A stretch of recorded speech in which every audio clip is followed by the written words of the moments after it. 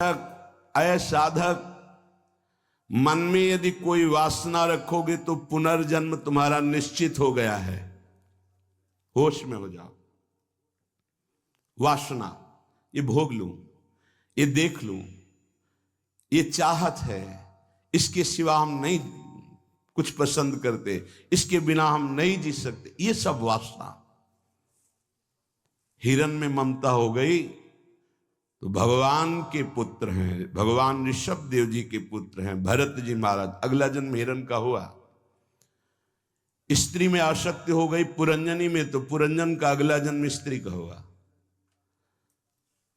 अगर कोई भी वासना है आपका जन्म होगा, प्रमाण से कहते हैं बाबा।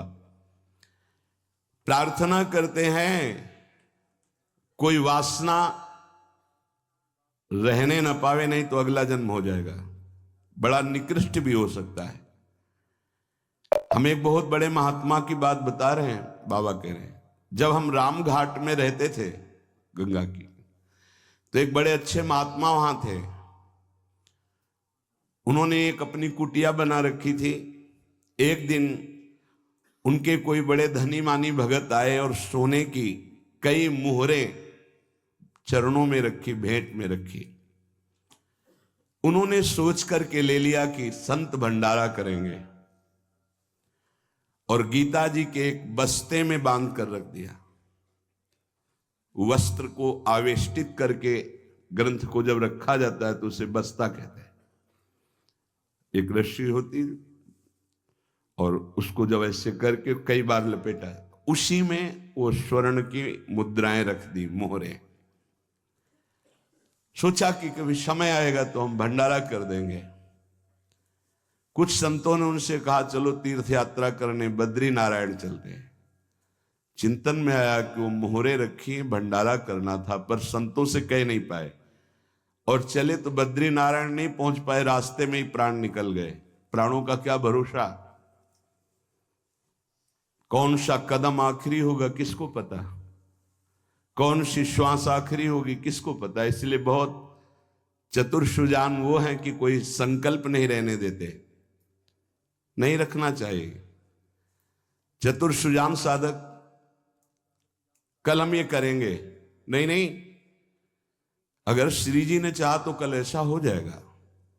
शब्दों में बंधना, शब्दों में ही मुक्त होना, संकल्प में ही बंधना और संकल्प से ही मुक्त हो जाना, दोनों बातें हैं। कल मुझे अमुक जगह जरूर जाना है, तुरंत अंदर से हाँ श्री जी ने चाहा तो जरूर चले जाएंगे। वाणी से भले चूक हो जाए, अंदर से चूक नहीं होनी चाहिए। तत्काल आराध्य देव को बीच में लो, नहीं फंस जाओगे। एक बार भी आराध्य देव को बीच में नहीं लिया, रास्ते में प्राण निकल गए। चिंतन चल रहा था कि लौट के आएंगे तो स्वर्ण मुद्राएं जो रखी उनको बेच करके फिर भंडारा करें। सदिच्छा भी नहीं रखनी,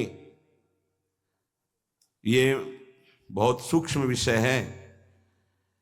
अब उनका शरीर छूट गया। शरीर जब छूट गया तो शरीर की अंतिम क्रियाएं हुई जो संत की होती। 16 दिन बाद कुछ संतों को प्रसाद पवाया गया।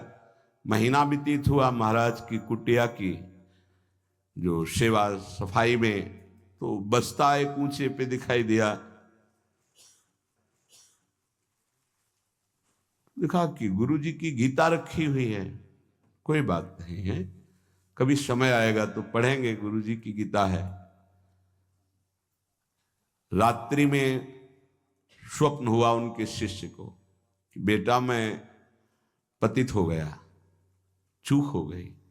अंतिम समय स्वर्ण मुद्रा का ध्यान होने के कारण मैं सांप बनकर उसी बस्ता में बंधा हुआ हूं। जब तक स्वर्ण मुद्राएं बेचकर संत सेवा नहीं करोगे, मुझे सांप की योनि मिली है। पूज्य पादुड़िया बाबा भी वहीं रामघाट में थे। उन्होंने स्वप्न सुनाया कि ऐसा ऐसा गुरुजी का स्वप्न देखा। तो सब संत एकत्रित हुए, सबके सामने जो ही बस्ता खोला गया सोई नवीन अवस्था का सर्प फड़ काट के खड़ा हो गया। स्वप्न सच्चा निकला, क्योंकि वो आदेश हुआ था गुरु जी का वो एक स्वप्न नहीं था, वो एक आदेश था। इसलिए सब संतों को एकत्रित किया था कि ऐसा कुंडली मारे, फन काढ़े उन्हीं स्वर्ण मुद्रा के ऊपर, वही महात्मा जी क्योंकि स्वप्न में बता चुके थे। उस वस्त्र में देखा गया कोई छिद्र नहीं था जिससे सर्प घुसकर पहुंच सके स्वर्ण मुद्रा तक, क्योंकि कई लपेट होते हैं बस्ता में। ये देखकर सब महात्मा आश्चर्यचकित हो गए कि भाई थोड़ी सी असावधानी हुई कि स्वर्ण मुद्रा का चिंतन बना तो सर्प होकर के गुरु जी को बैठना पड़ा। उस सर्प को बड़े सम्मान, किसी को कुछ नहीं काटा, कुछ नहीं छेड़ा, उसको बहुत सम्मान से आदर पूर्वक जंगल में जाके दुखी होकर शिष्यों ने छोड़ा और उन मोहरों को बेचा गया।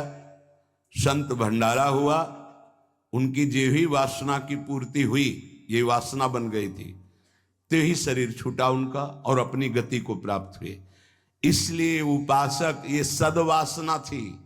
सद्वासना जब बंधन को प्राप्त करा सकती है तो असद वासना कौन कौन सी दुर्गति देगी, ये बहुत सूक्ष्म विषय है।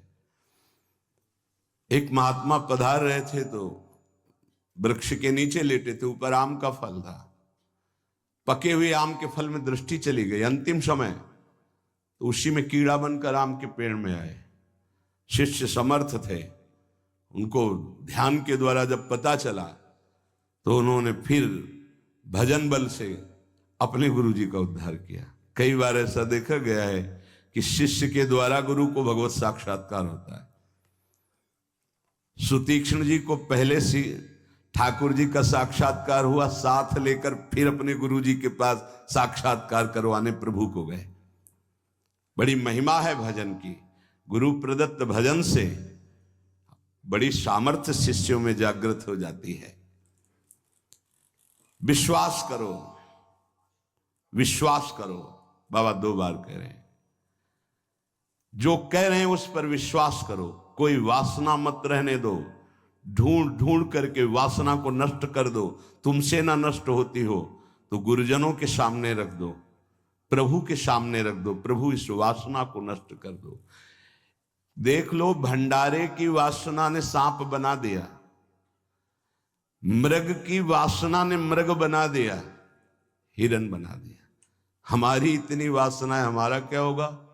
कभी विचार किया है अंदर बैठ के कितनी बाजार लगी वासना की? ये सब वासनाएं कट जाएंगी यदि एक सूत्र रख लो, श्री जी की इच्छा। ऐसा करेंगे, हाँ, श्री जी की इच्छा से, अंदर से ऐसा, हाँ, प्रियाजू की जैसी इच्छा, वो तुम्हें बांध ही नहीं पाएगी कोई वासना, क्योंकि प्रियाजू प्रधान हो गई है। उपासक प्रभु को भूल जाता है। जब कोई वासना होती तो अपना ऐसा अंधकार पैदा करती है कि प्रभु को भूल जाता। जैसे भरत जी भूल गए, जिन प्रभु के स्मरण में बाधा ना पड़ जाए, राज रानी, राजपुत्र और राज्य का त्याग कर दिया। वही हिरण की बाधा को कैसे स्वीकार कर लिया कि प्रभु का विस्मरण हो रहा है, प्रभु की सेवा छूट रही हो, हिरण के दुलार में घूम रहे हैं, हिरण बनना पड़ा। बहुत सावधान।